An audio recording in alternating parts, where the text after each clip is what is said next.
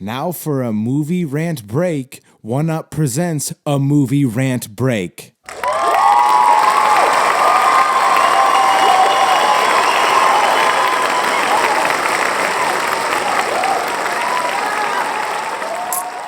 What's up, everybody? Welcome to the movie rant break. Today I got a super dope episode for two reasons. One reason being the podcast is now 5 years old. So it's a big day for people over here at the movie rant break. And to commemorate and celebrate this on some level, we got Matt G in the building. What is happening, dude? What's happening? So it's 5 years old, and I made a previous joke about your kid going to kindergarten, but now I retract that joke. And my new joke is, when are you going to go out for a pack of cigarettes and some milk and not come back for the podcast? I did take a 6-month hiatus. That did happen. But like permanently. I just couldn't leave it behind. You're a good father. Thank you. I did need a break though. Yeah. I did need a break. Everybody needs a little break every once in a while. Facts.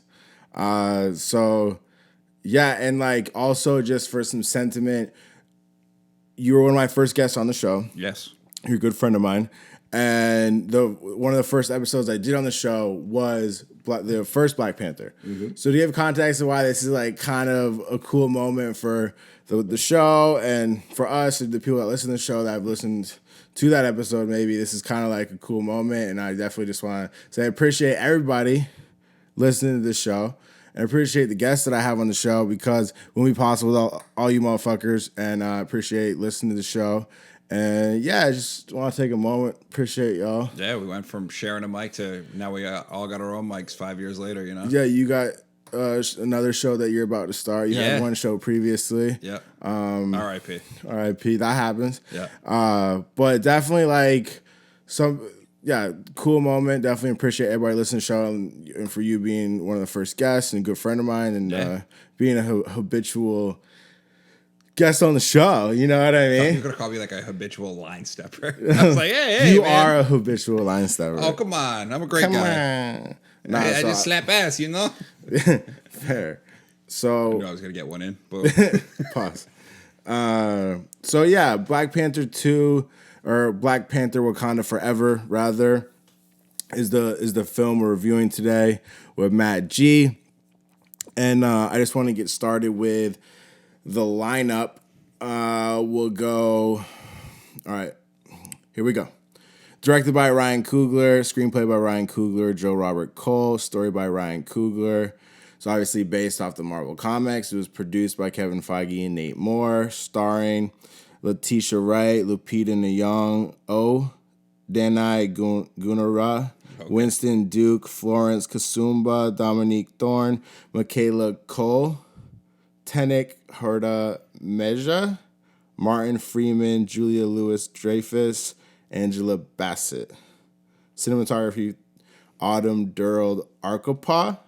Edited by Michael P. Shaver, Kelly Dixon, and Jennifer Lame. Music by Ludwig Göransson. Came out this November 11th. Yeah, runtime of 161 minutes, which translates to 2 hours and 41 minutes. Opening to credits. And budget $250 million with currently 2 weeks out. 600. No, how many weeks now? Three, yeah. 684.7 million. Pretty solid. That's pretty solid. Definitely. Current reception of the film, IMDb gave it a 7.3, Rotten Tomatoes an 84, and Metacritic a 67%. Interesting. Yeah. Kind of all over the place. I think so too. And that kind of surprised me, just because they're usually kind of in the same spectrum. But I like when the ratings aren't always cookie cutter. Yeah, they're not all like within a half point of each other. Like sometimes I get it, but sometimes it's like there should be a disparity. Different. Yeah, I agree. So sometimes I'm like, okay, maybe they're actually doing diligence here and what their points are for everything. Yeah, and so that makes it, I don't know, a little more credible for me anyways. Yeah. Brief breakdown. I would say the film takes place with the passing of King T'Challa. Or am I saying T'Challa? T'Challa. The now former Black Panther. and what occurs after his death with his country Wakanda and the legacy of Black Panther, to be general. Yeah, very general. And I want to just get right into it because there's a decent amount of things I want to get into because overall this film really surprised me. Yeah, it was better than I thought it was going to be. But Absolutely. Again, I came in with super low expectations. You gave me Doctor Strange, which was fucking not great. You gave me Thor: Love and Thunder, which again, rewatch, it was better than the first time I saw it, but I went in with high expectations. So maybe I learned my lesson going in for a Marvel movie with not high expectations. Mm-hmm. And this was pleasantly surprising. I enjoyed it. Yes. It was, obviously I knew they were going to address the death of T'Challa. And I thought the way that R.I.P. Chadwick Boseman, by the way.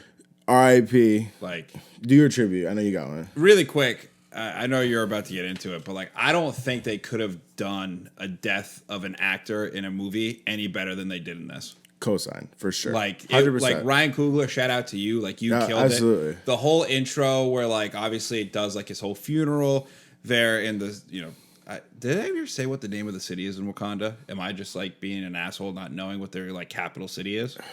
Because they refer to it as the capital. I think it's just a one name. Wakanda is everything. Okay. It's going through the downtown area and downtown Wakanda. You know what I mean? Yeah. Going through all that and then the whole Marvel Studios with it all being Chadwick Boseman stuff, I thought was it was perfect. It was a great tribute. Shout out to Ryan Coogler. You guys did amazing with it. Obviously losing Chadwick Boseman before we should have, obviously is shitty, but they did a really good job, I think, honoring his legacy as Black Panther. Absolutely. And the only thing on the funeral sequence, you touched on that for a second, where when they're carrying the casket out, I thought it was weird because some people were smiling. It was more of a celebration of life. I got that, but it still just seemed because I thought the tone of the film was really on point. But that was one of the things that I noticed. I was especially so early on in the film, I didn't want to see smiles that early. Even if it was trying to big ups to Chadwick, it still was I feel like there should be more mourning in that. But overall, I think we got the mourning from Suri and his mother. I think they mourned very well for the rest of everybody. Yeah, and like we said, they do address it very well. And the film starts with T'Challa's death and also ends with the reflection of his death with his sister Shuri. And do we just get into the end? No, I mean, we can. Why we're here? Did you drop the spoiler alert? We can. Okay. That was it. That was a spoiler alert right there. That was it. Perfect. The spoiler is done. So we're by Maggie. We're getting back or getting into it now. So T'Challa had a kid. Yeah. He did. And his name is T'Challa. And his Haitian name is Toussaint, I believe. His name? Toussaint or something? Toussaint, yeah. Cute little kid, by the way. Yeah, he is a lisp, apparently. Yeah, which was, I thought was... Is he going to grow out of it? I'm sure. What if he's the first lisp? I thought superhero? Maybe he could. But maybe going forward with the franchise, I thought this was a great way to... give Suri her time as Black Panther, because in the comics she does become Black Panther. She does. Yes, she does. Okay. So I thought this was a great way to honor her, getting her for her own movie, but also down the line for Marvel, being able to recast T'Challa essentially, while still honoring Chadwick Boseman. It was a great little twist in. I thought it was a nice little ending. It was heartfelt too because she felt so lost that she had no more family. Suri at the end of the movie, and then she just finally accepted that, and then while she was burning the funeral garment, which is a nice sentiment because at the beginning she didn't want to because she was still mourning, she actually ends up finding out that she hasn't lost all her family and she has a nephew, so I thought that was really sweet. Yeah, definitely good sentiment. And it was coming off like I said, there was the beginning sequence of T'Challa in the beginning, and then at the end it was no words, and she's reflecting about her brother. She sheds a tear, and then the first bonus scene goes into her actually having family. It was definitely a nice little bow on top. Yeah. To kind of, because I didn't see her mother dying in the film. Yeah. And that was another thing. It was unexpected in this film. And the way she died was nice, sacrificing herself for the younger girl. With a water grenade? Yeah. That was intense. What did you think of the water grenades? I thought it was sick. Okay. I thought the whole bad guy. It's honestly another sympathetic villain. I liked it a lot. Yeah. Do we just Before we fast forward to that shit, like, because I do want to address some stuff about still the sequence of Chadwick Boseman. So, like, at the end with Shuri, right, and then see the son and stuff or whatever. But when she's reflecting on her brother, it's the first time you see Chadwick Boseman in the film, like from the previous film. Yeah. And I thought that was really well timing to introduce to have it was like the heaviest moment in the film, kind of. Yeah. And they show him in a mural in the beginning of his funeral. You don't see his face, but then at the very end of the film, when there's no words, it's just what she's thinking and reflecting on. It's Chadwick Boseman as Black Panther, no words, and the film ends. And like that's really dope. Well, it doesn't. Well, it ends, and then you get that essentially passing of the torch. Yeah, no, but that was like after credits. Yeah, no, so like for sure. But like the film ends with that, and I think you're 100% right. But also, I do like. Obviously, we talked about it. I do like that little passing of the torch to. Yeah, no, for sure. I T'Challa. just want to give big ups to the way that they utilized the only footage that they used of Chadwick Boseman for that scene. 100%. They didn't overuse like Chadwick Boseman per se. I know that sounds kind of weird, but like it was so well done. It was still like her own movie. And that's the other thing is like this. I thought was such a strong origin film of a passing of the torch to Shuri because. It didn't force it down your throat. There was things. She had to be Black Panther. Yeah. Or like they were fucked. Yeah. And like I think that was an organic way for the audience to process it and accept her as Black Panther because I did at the end of the film. And I thought for sure going into this, I was not going to accept Shuri as Black Panther. But the way that they paid homage to Chadwick Boseman and the time they took to pass the torch to Shuri was really well done. And also, like, obviously the passing of Chadwick Boseman, but also, like, the character of T'Challa. Like, they did a great, homage to him playing that character. Yes. Like, because obviously... It's the first and last thing you see. Yeah, he is a real person as Chadwick Boseman, but also, like, the character in the universe T'Challa. They did a great job of, honoring him, I would say. Yeah, which made me think of how emotional it must have been to be a part of this film. Yeah. And you can tell, in my opinion, that everybody a part of this production, like shout out to all y'all, because I can tell that everybody gave a fuck. And I didn't even really fuck with the first Black Panther that much, but this makes that film better. Yeah. And I love when sequels enhance a character or the OG, and like this did that. Yeah. And totally caught me off guard. Even if I had high expectations, like this movie delivered. Yeah, like 100%. And it wasn't even supposed to be what it was. Because like, what would this film have been if it was T'Challa? Like maybe he would have been battling those people, maybe not. But like the take they did on it, I thought was really fucking dope. Yeah, I agree. Word.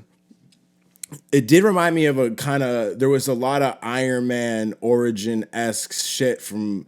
Like you mentioning something on the bridge sequence after because the chase scene was gas. Okay, yeah. The one issue you said something to me. Okay, go ahead. So obviously we get introduced to Ironheart, who is this MIT student who made a machine that can locate vibranium. That's how Namor comes along in this because they locate vibranium in the sea. So that's how we get Namor because Namor's like, I gotta protect my people. You know what I mean? Know what I'm saying? Who Ironheart is the MIT student. And then who's this other character you're referring to? Namor. Namor. Namor, yeah. Namor, yeah. He was. So Namor's the white way to pronounce it. It's Namor in this movie. Namor. Because they kind of changed his origin story, which I'm completely fine with, by the way.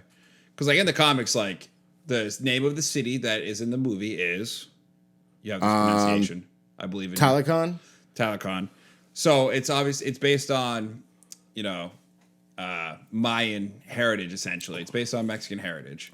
But like in the comics, like it's Namor and he's white and like, you know what I mean? But I didn't mind the whole race changing and like history changing of, Namor. I thought that was tight. I thought it was really cool how they did it and like the reason why they did it and like the fact that you found out that city has been having to like keep moving because like they're scared that people are going to find them for their vibranium and like how all those people, like the Atlanteans, essentially came to be.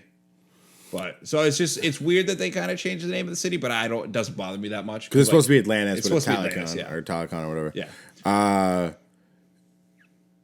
So the bridge sequence, like the chase scene. Yeah. So back to Ironheart. There's a drone chasing them, and she goes up and kills the drone, and she says it's at 32,000 feet. I'd like to go back in time. where Mr. Tony Stark made his first Iron Man suit, and he decided to go to 32,000 feet. Okay. And what problem did he have? Froze. The icing problem. It's the whole thing he says to Jeff Bridges' character when he bonks him on the head. He's like, "Did you figure out that icing problem?" Her skin is in the elements at 32,000 feet. And she just passes out. There's no freezing of her face. There's no nothing. Is that like, can somebody explain that to me here that watches this stuff? Is that due to a lack of metal? Like, well, what is that? Like, because if I'm up to 32,000 feet, I'm imagining I'm going to be pretty fucking cold. Yeah, you dead.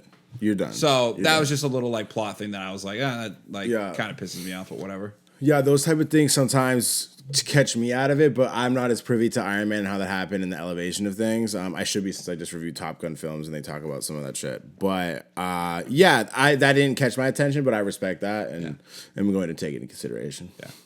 And also, not her fault, but I've thought her character was kind of forced into this film. At times it felt a little forced, but like when they were captive, I thought she was being organic. It seemed extra, but like imagine if you were trapped in below. No, for sure. But like adding her into the story, I didn't think was necessarily necessary. Correct. It kept it. I spoke with John X. Smith on the drive over. Okay. And he was like, it's because they're putting out an Ironheart show, so they had to get her in somehow. I didn't think it was that bad. I didn't think it was that bad, but it was like he was like, it's kind of forced, which I understood. Like once he said it, I was like, all right, like that makes sense. But like she was fine. She seemed more out of like place, but then her costume at the end was not gas. It was an Iron Man ripoff. Yeah, but like a poor one. Hey, can we just talk about what are the soldiers for Wakanda? I don't know the girl soldiers that end up in the Predator costumes. They looked like Predator to me. I kind of fucked with it. They were sick. Okay. Yeah, like it was fire. Yeah, I liked it. But yet again, another Iron Man-esque thing. And then like the whole sequence at the end when she's trying to become Black Panther and she's like in the lab. Yeah. And like there was some fucking, I think Ironheart had some like there was some like Iron Man-esque. Shout out Ryan Coogler for the symbolism to the great Iron Man RDJ, R.I.P. Well, because we've talked about how we thought Black Panther and the whole Wakanda shit would replace Tony Stark and Iron Man. So, and it's good that they did. Yeah. Because it makes sense with the technology that they have and the way Shuri was. Anyways, Black Panther wasn't necessarily what brought the tech. It was kind of like the combo of them, like Black Panther being like the hands-on combat, and then Shuri being the brain behind everything. You know what I mean? Yeah, agreed. Yeah. The cinematography I want to talk about for a second and the tone of the film overall, gas. Like there was so much cool shots. Like I'm saying, even there were familiar shots. Yeah. Like the framing of things. Like really quick, just one that pops into my head when they're flying back into Wakanda at the very beginning. Angela Bassett's character, and it's the sunset. The first movie ends with Killmonger getting to see the sunset. I was like, oh, that's Oh, I didn't see that. I mean? That's tight. I put that together in my brain. Oh, good job. Speaking of Killmonger. And cinematography. Yeah, that shit. Okay, so can we wait on that? Because like we jumped ahead. Like we're going all over the place. I know, but I want to like try to keep it fair. like because that's a point I want to expand on a lot. The Anderson Cooper made 2 cameos. Yeah, shout out CNN, baby. CNN twice. I was like, him again. Like, does Wakanda people? I think they fuck with Anderson Cooper. Disney owns CNN or something like that. I'm sure. There's probably some affiliation. Yeah, it was like, because the Wakandans watched CNN, Anderson Cooper, and then also that the CIA, the chick, that's gonna bring together the Thunderbolts. Yeah, I don't love that name, but it could be cool, I suppose. Well, it's like all the anti-heroes. It's kind of like we'll see how that goes because I don't like the Captain American motherfucker. What's his name? Whatever. Yeah, it's just his face. Yeah, his face sucks. Want to be Steve Rogers? Get this guy out of here, man. Yeah, and it's just a weird cast, but the music score too. The music was phenomenal in this film. Yeah, like top to bottom, just the music score a grade A. And also the people a part of the sound crew, all the way from jungle noise ambience to like in the beginning with the queen is in the Damn. UN and she leans over to make a point in between her speech and the desk creaks. You were really high for this to notice all that stuff. But dude, it's because they were really trying to accentuate No, it, it's and it impressive. was sick. Yeah. I was like, because that kind of shit brings people in and they don't know it. But like, I try like that kind of shit. When it really brings me in, I'm like that. I can sometimes be like, that's what's bringing me in right now because it's so like dialed Immersive, in, and it's just they're really trying to incorporate like a lot of dynamic shit in one shot and create like this really dope feel of something to really make you feel it, and they did. It was fucking tight. The Namor or Namor. if I'm mispronouncing some of these names, like please don't prosecute me. I'm sorry. I try my fucking best. Canceled. Fuck you. You can't cancel this motherfucker. Bench 225, then talk to us. That's it. Yeah. I'm wearing like a baggy ass hoodie. I swear there's muscles under here, guys. You good. All right, so Namor, right? The wings on his ankles at first, right? Yeah. That shit, at first, when he came out of the water, I thought they were flapping fish. Oh, because they were fluttering kind of fast. And it made me, I didn't know how I felt about them. Okay.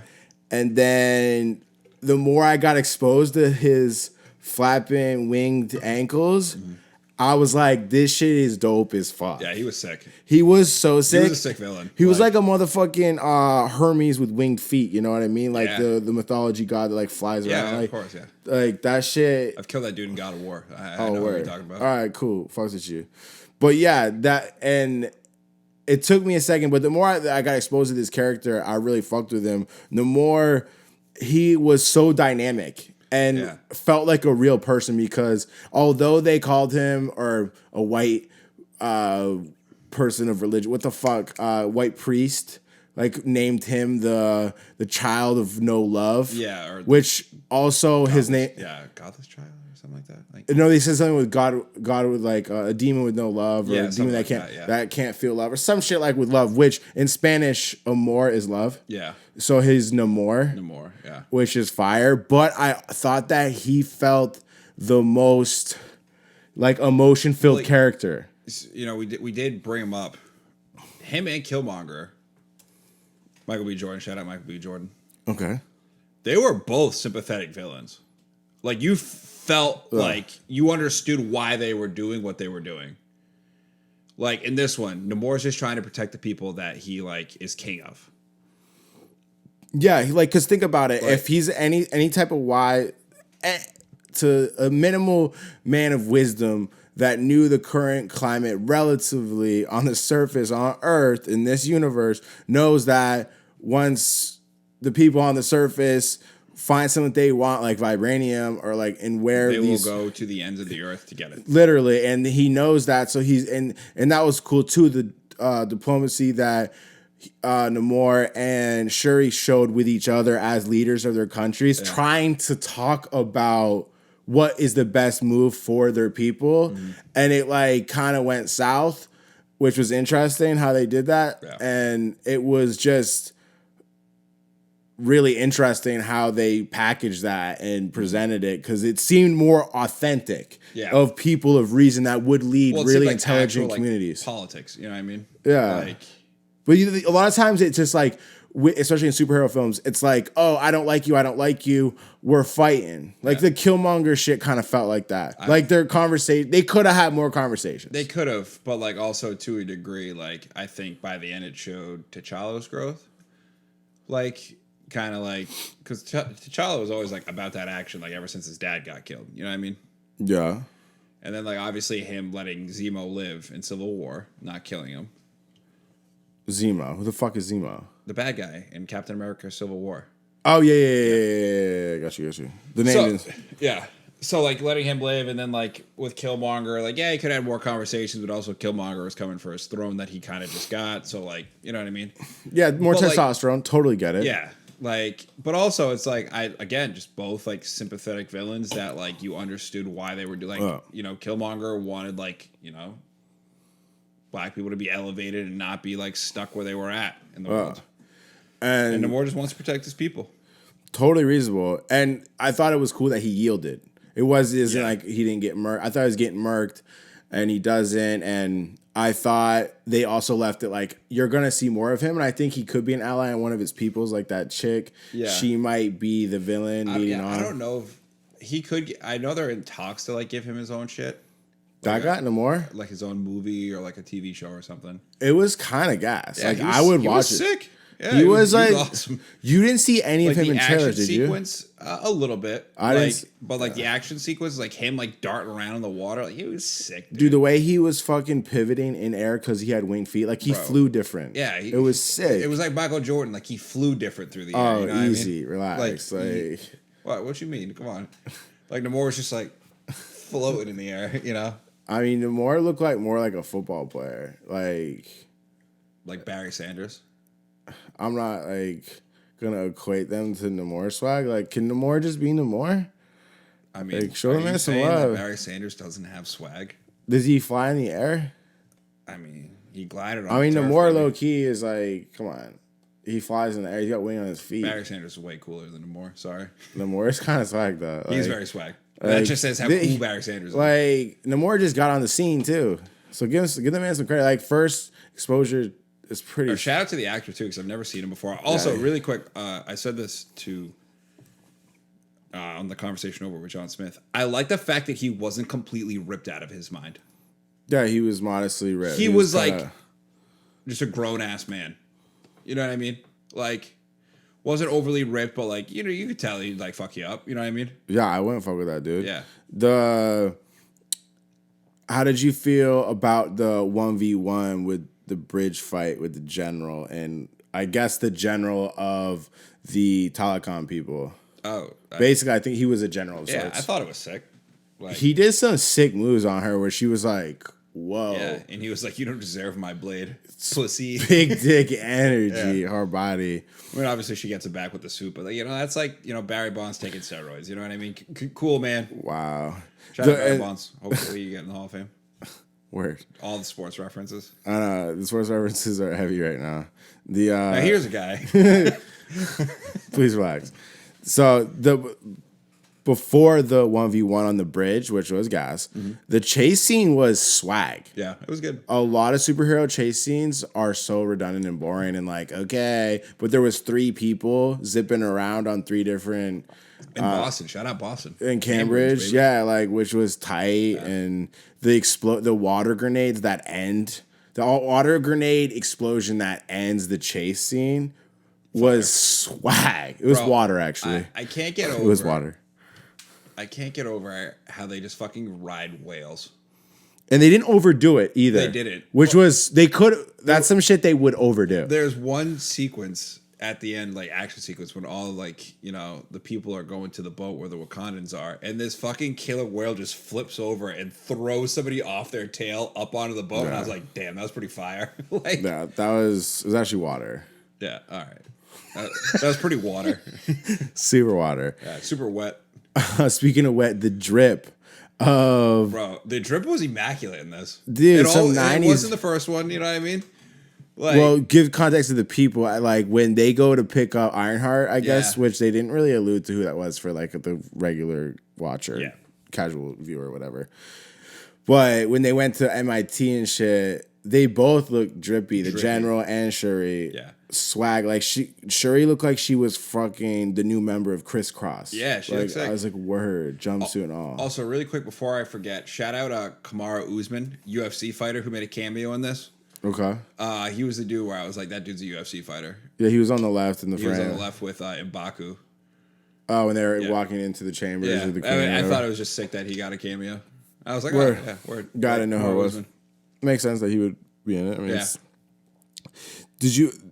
Did you feel like the technology that was displayed in this film was cooler than the other films? Like I thought the bee was super slick and how it went into a car. I just thought the technology was captivating to me. Yeah, it was definitely captivating, and it definitely showed that they advanced even from like the last one, which is cool. Yeah. Like they're definitely like building on ideas, which is definitely dope.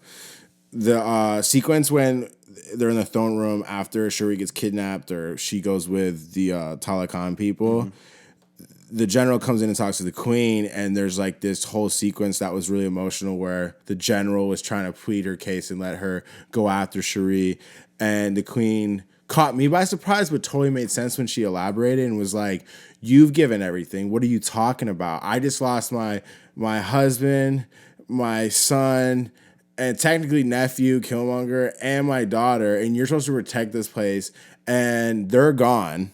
Okay. And I'm supposed to be the queen of the most powerful nation. And here I am. My family's getting picked right up from under me. And honestly, I told you not to bring Cherie, and then you did.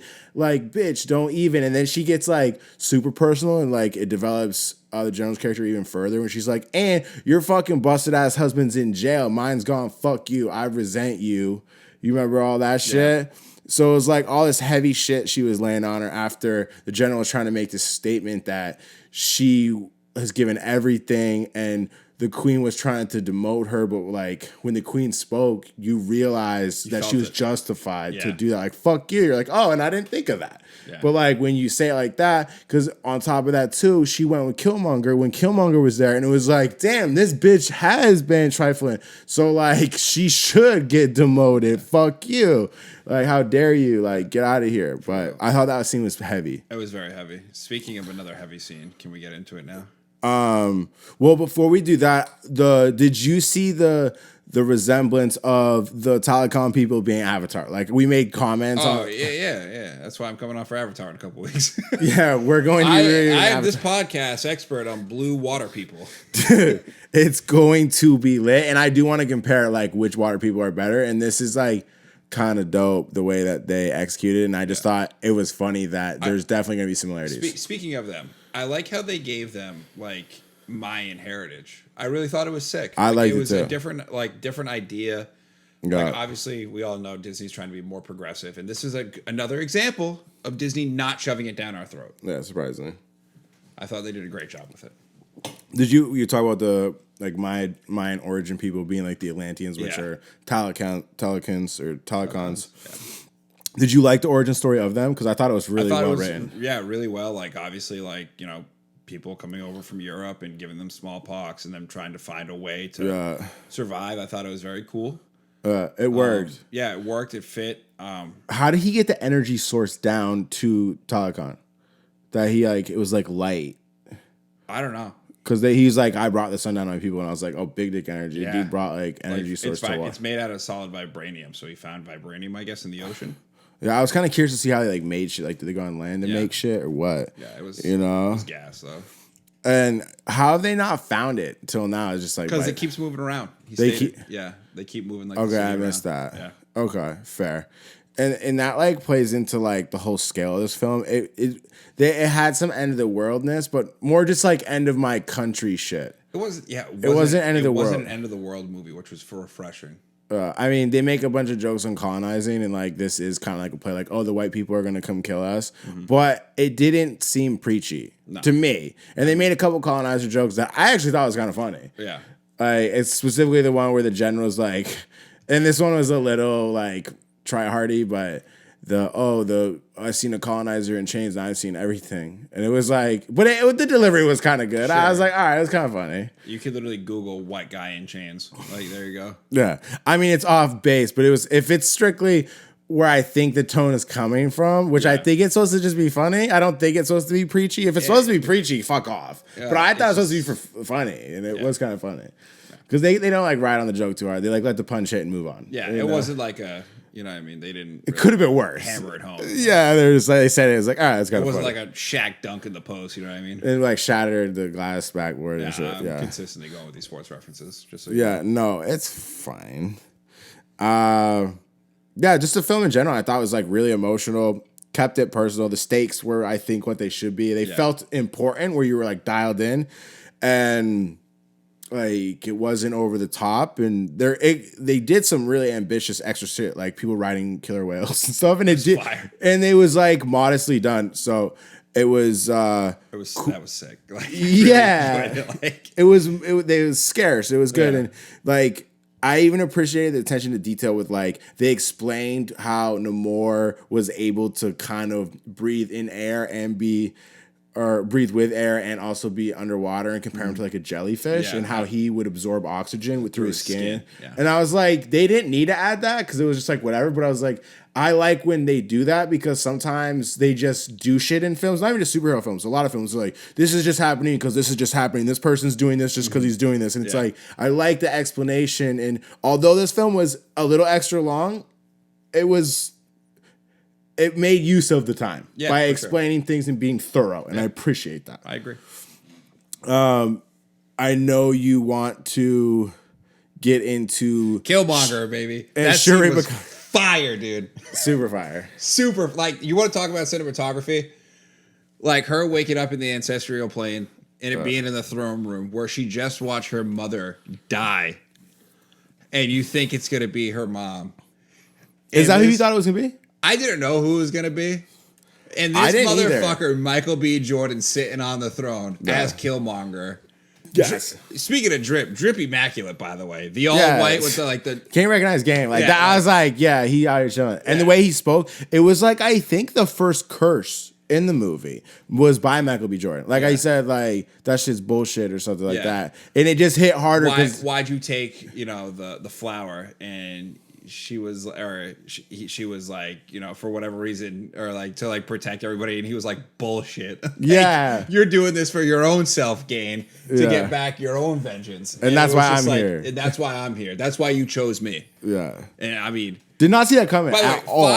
Fire that he made it to the ancestral plane. Like, I mean, he shouldn't be fucking dead. They had an opportunity, but we're not going to get into that. I mean, I wanted to talk about that for a smidgy actually because I talked about briefly in the beginning so what was the direction of the film if T'Challa or Chadwick Boseman was still alive? Like, would it be the story or not? And like that aside, we don't need to get into that unless you want to, but they had the opportunity, you could say, to reintroduce Michael B. Jordan's character to be Black Panther because the way they showed his out in the first one, they don't show him dying, and like under extenuating circumstances, bringing him back and being like, "Oh, he actually didn't die," would be fine in that case. Because a great example of this is Suri gets stabbed through the stomach by Namor.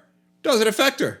Well, once she got that out of her, the suit helped her like regenerate. Is what I took it as. Is that what you? But like also like with Michael B. Jordan, like couldn't that like you had the beads from the first one with the CIA agent where they just stuck it into him and it stabilized him. You could have did that for You could have did that for Killmonger. You could have. Why'd you let him die? Just because he, it could have been a little bit of a bad guy. Well, was the weapon that? No, because like, what about this? This could be a reason. I'm not sure, but was Killmonger stabbed with some vibranium versus hers was it wood? Hers was vibranium. That's the only reason it got through the suit was because it was pure vibranium. Okay. His was just like a normal knife, which is fine. Hey, it's fine, but like you could have brought it back. But hey, I'm not here to rewrite history. Yeah, there is extenuating circumstances. I really did like his cameo though. It was like it almost was worth it doing the way that they did it because it was done well. Yeah, and like I understand, like he was a villain, Killmonger's a villain, and like she does become Black Panther, so this was like the path. You could have went off base with it a little bit. I get that, but like so they are staying more true to the comics. True. But so like him, dude, that cameo was so sick. I was super pleased with it. And just it made the film. That's what I'm saying. They like still having. You want to talk about big dick energy? That dude was about that action, even like after death. He was like, "Nah, man, I was fucking right. Like I was about that action. Are you gonna be noble like your brother, or are you gonna get shit done like me?" And I was like, swag. Damn. Yeah, that was swag. Super swag. They conserved their resources on like saving Chadwick Boseman to make his cameo at the very end. Michael B. Jordan making his cameo, and like her becoming Black Panther, and like the way the mother died. Just like everything was like the pace and time of everything was so dope, and it kept you tuned into the film despite its length. I agree. Which was like I said, going into this, like even with low expectations, like I looked at this as more of a film than like a superhero film. Yeah. Like, and that's what I like about what I consider a good superhero film is when they feel more of like a film and a good movie. They can stand individually on their own. Yeah, they're not just like some like fanboy bullshit or like some throwaway bullshit. Like this, a person who enjoys cinema can sit down and appreciate what is put into the film, not just like watch these heroes battle. Like I don't care for that. I always want the story and the development over like action and like I bullshit, get it. you know? Totally get That it. makes sense? Yeah. The point at which Shuri becomes Black Panther, and then she drops down. What's the dude that you said you fuck with? He's like the tribes. M'Baku. M'Baku. Yeah. When she shows up as Black Panther the first time, she drops from like 300 feet or some shit, and then he wants to like check on her to see if she's worthy after jumping 300 feet. You still. The arm wrestle. That's what you wanted to make sure. Big dick energy, dog.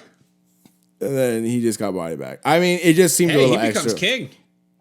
He does? He does. Is that what's happening? That's why she's in Haiti at the end of the movie. She's not challenging for the throne. He is. Okay, fuss with her. M'Baku. Bombay. Fire. That sequence. I was so happy M'Baku became king, by the way. I was like, I didn't put that together. I would thought he was going to fight her, but she just stepped down, but still Black Panther. Yeah. And he's like king. Yeah. Okay, fair. That makes sense. Yeah. I like Winston Duke too, the actor. He does a good job. Say again? The actor, Winston Duke, who plays M'Baku. Yeah, he can be a little quorky almost, but I like that though. Yeah, it's cool. Yeah. It keeps the flavor fresh. He another with the Bombay shit, the fight leading to the fight sequence. Then it was another notion of them conserving a cool moment. Yeah, and it was when she's like Bombay, and they just all the what do you call them?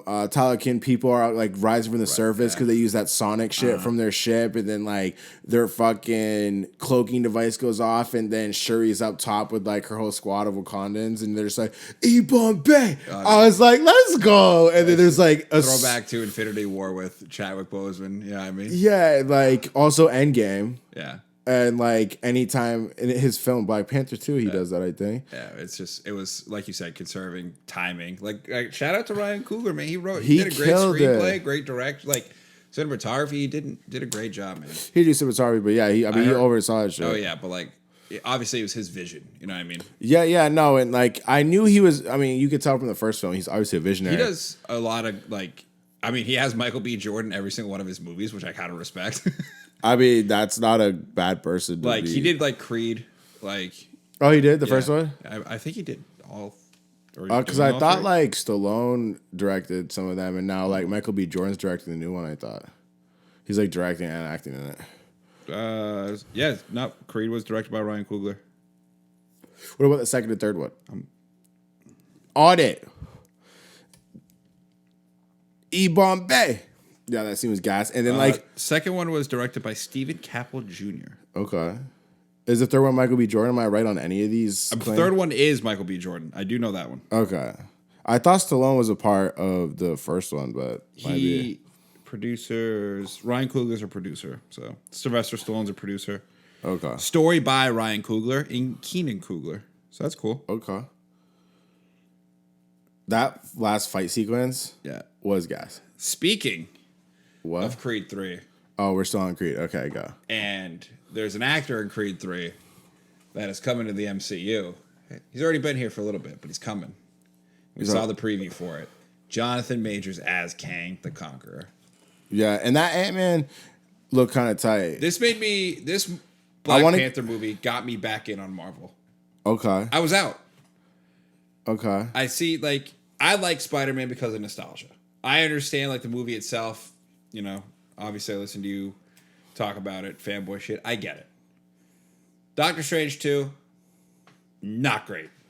Thor, Love and Thunder, again, on rewatch, better than it was the first time. Still not that great. I think, okay. This one got me back in. Now we get Ant-Man in February, and then we get Guardians of the Galaxy this May. Like we said in the movie theater, I was like, you know what? Sometimes in life you hit a slump. Maybe Marvel just hit a slump with these movies, and this is their slump buster. I mean, I think Guardians of the Galaxy is what took Marvel to the next level to set up Infinity War. With space and everything, 100%. And I think they're about to do it again. And I think Black Panther is throwing up a really good alley oop, and I think Ant-Man might like be like, all right, we back. Well, like, because it now- can't be worse than Ant-Man Yeah, and the Wasp. Ant-Man's going to like the quantum realm with Kang. Like Swag. Kang the Conqueror's a huge villain. Like huge. It He's looks getting his own kinda cool. Avengers movie. He was in Loki too, which is Yeah, like, I mean him as he who like I haven't seen an actor captivate me like that he did in Loki as He Who Remains since like Denzel on Training Day. Like for me personally, like him just talking, I could have just listened to him talking as that character. Like there was no action sequence until he gets stabbed, and it's like 15 minutes of him talking. It's incredible. Well, the payoff was like dope, and it was convoluted, so you kind of needed to give that time in the show For sure, but like it was super dope. You waited 6-7 episodes for that, and I don't think it disappointed. It was just a little convoluted. Yeah, it was a lot. Yeah, but it was like, cool. I didn't mind a lot to it. You know. No, it just like it was something you have to like think about and probably technically watch again. Yeah. Like I've noticed that when you like even video games sometimes like that I have like probably God of War for instance. It's got like a bunch of games in the arc. Yeah, shout out to God of War by the way. Ragnarok, I'm playing it through right now. And the guy at the beginning who was the US CIA person talking with the Queen Angela Bassett, the white dude, plays Odin in the new God of War. Plays the voice, which is like right when he started talking, I was like, "Oh, that's Odin from God of War." Like I just knew it like that. I knew him from Jurassic Park 2. Great movie. Great movie. Jurassic Park. That dude's dope. Yeah, the trailers that they showed before the movie were exciting, and I'm optimistic. Yes. But we'll see. I mean, this was a pleasant surprise, and the other two look just face value really strong, especially after seeing they got James Gunn coming back for Guardians of the Galaxy, and the Christmas special. Honestly, about to do that review like tomorrow or next day or so, and I thought that was a good segue. Nice. And I'll get into that on that episode and how that is, but like that was okay material. I mean, especially if we're considering it to like some of the other shit they've been putting out. Yeah. I had a question for you as far as with the Black Panther and when the purple juice or whatever the lean is ingested, does like you automatically know how to fight and be the Black Panther? Because like, did she have any training? Well, I mean, she fought in Infinity War. That's why, like, her as Black Panther, she has her little handguns like she did in Infinity War and Endgame. Okay. You know, so I think she has some combat action, but like, she did rip off his wings on his feet, which was like one of his wings, and he was pissed. yeah, I mean, but it was a good move. Yeah, Like, go for the wings. yeah, of course. He was pissed and then stabs her, which also maybe attributes to her not being as good in combat because she got body bagged. Yeah. She just had like vengeance is what kind of Drove her to save the day. before So she ends up killing him, sees her mother from the ancestral plane being like, Yeah. show him who you are, which I was like, you vengeance. boo, kill him. Like if I was in the arena, like gladiator arena, you know how they used to do thumbs up or thumbs down? Like I thought Namor got the thumbs down. It's Namor. no more. Yeah. Throw a little accent on there. Namor. Yeah, that's a great film that should be reviewed at some point. Gladiator's a phenomenal film. Yeah, Russell Crowe is great. That's like a top 10 movie all time for me. It's worthy. It's a really it's- good film. Yeah. Hey, the whole reveal to like the Emperor when like he like asks who his name is and he he's takes Maximus. off the helmet and he turns around. It's dude, fire scene. It's so epic. Yeah, that I film, will have my vengeance in this life or the next. I'm like bars. Yeah, which is, shout out to Vengeance, So let's talk about the second bonus scene. That you were so Lack confident. of second bonus scene. Like, just so everybody Hey knows. man, people make mistakes. Okay, you had a slap. You know what? Before you put me on blast, I will. Can I? Why can't I just fully put you on blast real quick so that people know? You need Because to this is own what you do. You get you get out ahead of the story, guys. So No, I you got need to out ahead of listen. the story. No, you need to listen. I'm going to continue to talk over him, so he doesn't get this out. I thought there was a second bonus scene, so we waited the whole credits. We saw the full runtime of the movie. There was no second bonus scene, so I apologize for wasting the 5 minutes of our life. But There was a good hook in the there was a good hook in the scene. credits. So yeah, it was like Spanish rap of Yeah. sorts, and like there was the flows and the verses weren't my favorite, but the hook game was sounding kind of smooth. Yeah. So taking a good out of a negative. So 2 L's equal a W. You know what I mean? Per you. So there you go for my the bad people. again. It's okay. So honestly, I like what they did with this film. I agree. And I thought with what you could say they had to work with, the direction of the character of Black Panther and just facing all this adversity, I think they achieved a very challenging situation to preserve this character that everybody loved with Chadwick Boseman Yeah. and him playing Black Panther, and the big ups to the people giving his homage paid and just incorporating that all with everything that they did in this film. I just thought it was very tastefully done and had an appropriate tone with everything considered with the death of the character who this film is essentially a sequel of. I was just impressed, and even in high standards going into that, or high expectations rather, I gotta say that people gotta like this film. Yeah, I liked it. Like I'm gonna hit with an 8.2. Whoa, I was going 8.1. Let go. Right around it. Yeah. It's a good film. Like I enjoyed it. I really enjoyed it. I think I might buy it and buy the first one because of this one. Whoa, that's big time for you. Yeah, like I might have to watch it again, but like Yeah. Watch it not high. See how you feel. but usually stoned I'm more critical. I'm like hypercritical. It's true. That's why and that's the thing. I also went in hypercritical, knowing that if I'm on like mushrooms or like an edible or just smoking a little bit, it makes I become hypercritical, and like good things become great, and like things that aren't so good become worse. Yeah, I get that. And it's not like a huge jump like good to great, but like if it's really holding it down, it's like they really held it down. Yeah, I agree. So 8.2 on this end, you're hitting with an 8.1. So you were feeling similar. Around the same, yeah. Okay. That's good. It's very on the same page. Ryan Coogler and everybody, the production over at Black Panther Wakanda Forever, good fucking job. Shout out. Come on, hit it with it. Hey. What's this shit? Are we allowed to do that? Oh, stop. Stop. Wow. That's fucked up. Just support my brothers and sisters. I'm just asking a question. I'm just giving you an answer. All right. Do you want to tell people where they can check some of your work? Because you do stream. I do stream. Yeah, I stream over on Twitch at MG the Iceman. I'm on YouTube as well. TikTok, Twitter, Instagram. It's all at MG the Iceman. Check me out. I'm playing Warzone 2.0 quite a bit lately. It's mostly the main game I've been playing and putting out content on. What about the Madden shit? Madden hasn't really. Hasn't happened? I thought you were going to start doing some games. I did a little bit of Madden. It's just like the game stinks. Okay. What about streaming some God of War shit? God of War I like to enjoy for my personal What about like Run 2?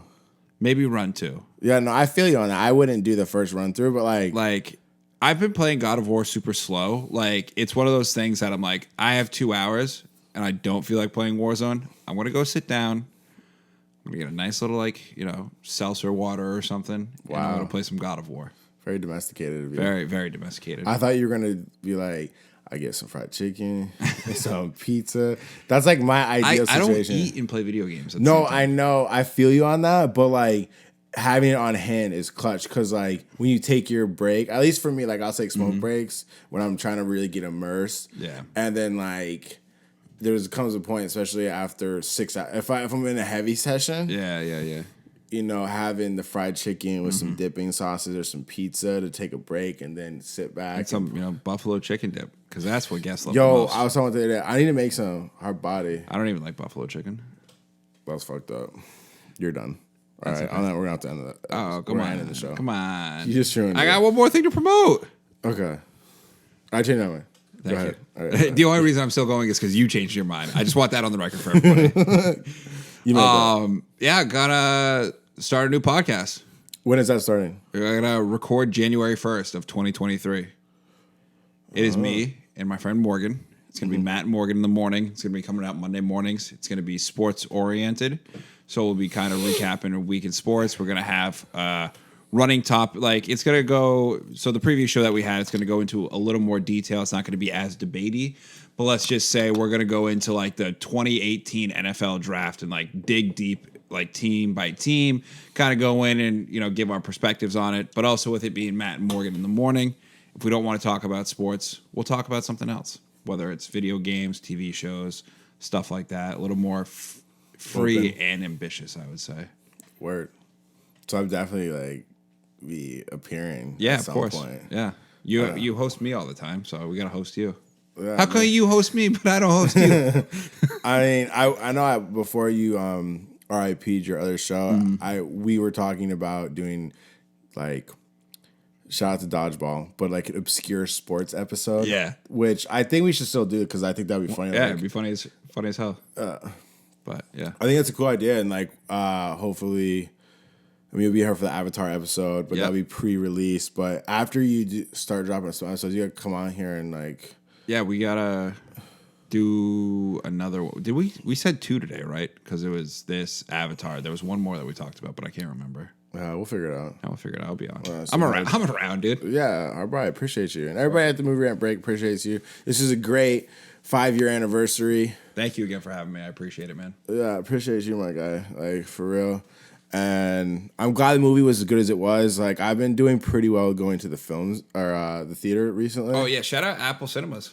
Those were some nice chairs. They were for almost 3 hours. My leg was getting like I need to stand up, but yeah, it was just a lot of Is fun. that more on you needing to stand up or the chairs? If they went reclined and they're like 3 inches, I think it would have been the difference maker. Apple Cinemas, look at me. Let us recline the chair 3 more inches. It'll make a world of difference. But okay, so that is Black Panther: Wakanda Forever at the Movie Rant Break with Matt G in the motherfucking house. Hope everybody appreciated this episode. Appreciate y'all and joining me for this celebration of the podcast going to kindergarten. Going to kindergarten, or you leaving, the podcast for milk and cigarettes. Yeah, it and is also another celebration again for Chadwick Boseman's life and legacy that he's left us. And you coming on the show, like being one of the first guests for Black Panther, and this is Black Panther 2. It's fitting. It just, like the shit flows and it made sense. And being that this film had water people that were blue, like naturally. This was like last minute planning too, which is sick. Things just sometimes have a way of working themselves out, and that's great. And I'm grateful for that. And I'm grateful for you and everybody watching the show with the video shit on YouTube, and everybody listening on whatever the fuck you're listening with your headphones or in your vehicle. I hope everybody has a blessed day, and I thank you so much. And I'll check you next episode. Deuces.